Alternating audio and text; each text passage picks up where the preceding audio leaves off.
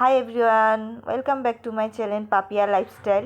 তোমরা কেমন আছো? আশা করছি সকলেই ভালো আছো। দেখো না, একটা নতুন ভিডিও নিয়ে আমি চলে আসলাম। তুমি কলা নিচে দাও, করে স্নান করার সময় একদিকে ঝুলিয়ে দিয়েছি।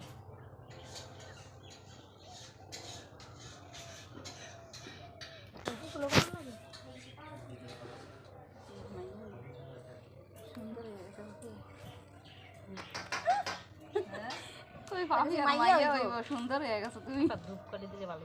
ওই দেখ ধূপ করে দিলে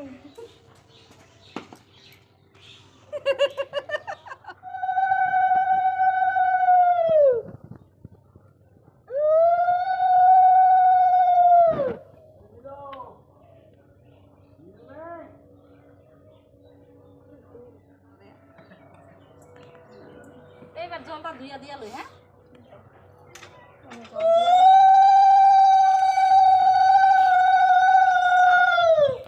এই আচার অনুষ্ঠানটা জানো তো পুকুরের ধারে গিয়ে করতে হয়, কিন্তু পুকুরের ধারে যায়নি বলে তাই কলের ধারে বসে বসেই এগুলো করেছে।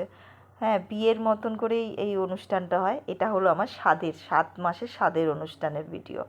এখানে ওই দেখো, বিয়ের মতন করে হলুদ মাখানো হয়, আবার স্নান করানো হয়। হ্যাঁ, তারপরে দেখবে, একটু পরে দেখবে তোমার দাদাভাই যে বৃদ্ধি করছে।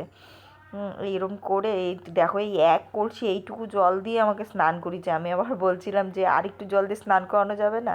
বলে না, এই কাক চান করেই স্নান করতে হবে। ওইটুকুই জল দিয়ে স্নান করে, মানে ওইটুকু জল দিয়ে স্নান করেই সারাদিনে ওইটুকু জল দিয়ে স্নান করে আমাকে রেডি হতে হয়েছিলো।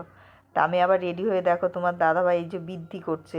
এখানে আমাদের স্বাদের অনুষ্ঠানে জানো তো, মানে যেমন বিয়েতে বৃদ্ধি করে সেরকম বিয়ের মতন করেই বিধি টিদ্ধি করতে হয়। 7 পুরুষের নাম বলে যে বিয়ে করতে হয়, সেইগুলো সব করতে হয়। সেটা তোমার দাদাভাইকেই করতে হয়েছে, মানে ওকেই না খেয়ে। আর আমি আর ও দুজনেই না খেয়েছিলাম, মানে যতক্ষণ না এই অনুষ্ঠানটা শেষ হয়েছে ততক্ষণ না খেয়েছিলাম। স্বাদের অনুষ্ঠানের আগে যেদিন জানো তো আমার খুব শরীর খারাপ ছিল। সেদিন আগের দিন রাত্রের থেকে বমি হওয়া আরম্ভ হয়েছে, পরের দিন পর্যন্ত বমি হয়েছে। কিন্তু না খেয়ে তো থাকতেই হবে, বলে অন্ন খেয়ে থাকতে নেই বাকি। আমি শুধু চা খেয়েছিলাম। এবার আমার হচ্ছিল বমি, কিন্তু তবুও সেই দিন যেন একটু বেশিই যেন বমি হচ্ছিলো। না খেয়েছিলাম, গ্যাস হয়ে গেছে জানি না, বমি হচ্ছিলো আগের দিন রাত্রের থেকে।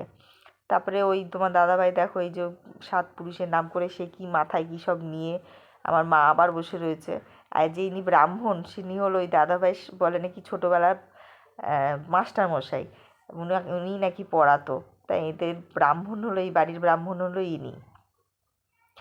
একটু পরে যদি বা আমি রেডি হচ্ছিলাম তাড়াতাড়ি করে, রেডি হয়ে দেখো এই দেখো একটু পরে আবার নমা বিষ্ণু তদবিষ্ণু পরমপদা সদবশান্তি সূরয় দেবীব চক্ষুর আতত অপবিত্র পবিত্র বা সর্ববাস্তান গতেবিবা যশ্বরে কুণ্ডলিকাক্ষম অভাজ্য অভ্যন্তরং শুচি নমশুচি নমশুচি নমশুচি নম ব্রাহ্মণ্য ভাস্বতে বিষ্ণু তে সতে জগৎসবৃত্তি সুচয়ে সবৃত্তি কর্মদায়িনী এই সূর্য সহস্র তেজদাসে জগৎপথে অনুকম্পায় মান ভক্তা নিবেদিতা অর্ঘ এই ভগবৎ সূর্যায়। এটা শঙ্করও বাজাবে কিনা, সব তো ব্যস্ত। আচ্ছা, হাত জোর করে বলো, বলো নম সূর্যস্য জব কাল সন্ধিভূষণ ভবনাদি দেব ভূমি রাকশ্চ হস্যমরা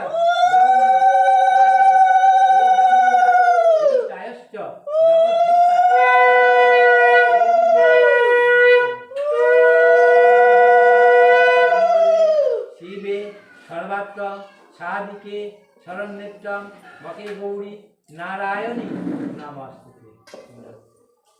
হ্যাঁ, এইবারে উঠে দাঁড়াও, দুজনে ওঠো। সব মন্ত্র পড়ার পর একটা অনুষ্ঠান আছে, আমাদের শ্বশুর বাড়িতেই আছে, জানি না তোমাদের কারোর বাড়িতে আছে কি না। মানে 7 মাসের স্বাদে 7 রকমের ফল আমার আঁচলে আর ওই তোমার দাদার ভাইয়ের মানে কি ধুতির মধ্যে নিয়ে, আর সামনে মাঝখানে গামছা নিয়ে নাকি মানে ঢালাঢালি করতে হয়। হ্যাঁ, এবার কিন্তু এই সেই গামছা, ছোট্ট একটা গামছা ছিল, এই দেখো এই ঢালাঢালি করছে, মানে 7 বার আমি ঢালাঢালি করব। একবার তোমার দাদা ভাইয়ের ধুতিতে দেবো, একবার তোমার দাদাভাই আমার ধুতিতে দেবে, কিন্তু পড়লে হবে না। তারপরে ওটা কোচরে করে নিয়ে গিয়ে পুকুরে ভাসিয়ে দিতে হবে। আর এই দেখো এই 3টের মধ্যে আমি পায়েস তুলেছিলাম। পায়েস তুললে নাকি ছেলে মেয়ে হয় কি আমি জানি না, যদি বা যেইটাই হবে সেটার ক্ষেত্রে আমি আনন্দ, ছেলে হোক আর মেয়ে হোক। আবার এই যে দুধ কলা খেতে হবে, এই দুধ কলা নাকি পুরোটা খেয়ে নিতে হবে। হ্যাঁ, এই খালি পেটে আমাকে দুধ আর কলা খেতে হয়েছিল। দুধ কলা খেয়ে নিয়েছিলাম, কিন্তু আর একটা 7 রকম যে ফল, ওই ফলের মধ্যে আমাকে পুকুরে ভাসাতে হয়েছিল। যেটা ভেসে উঠবে সেটা হিসাবে নাকি ছেলে মেয়ে গণনা করা হবে। তারপরে দেখো সব কিছু অনুষ্ঠানের পরে আমাকে খেতে দিয়েছিল। খেতে দেওয়ার পরে আমাকে প্রথমে বলেছিল পায়েসটা খেতে, আর পায়েসটা খাওয়ার সময় বলেছিল হা মানে ছোট করে খেতে, ছোট করে হা খেলে নাকি বলে নাকি বাচ্চার মুখ নাকি ছোট করে হবে। যাকে যে যেরকম বলেছে সেই হিসাবেই ছোট করে হা করে খেয়েছিলাম। আর আমার রুমে আর লাইট একদম কম ছিল। আমার ভিডিওগুলো ভালো লাগলে লাইক, সাবস্ক্রাইব এবং কমেন্ট করতে ভুলো না কিন্তু। আবার নেক্সট ভিডিওতে দেখা হবে, বাই।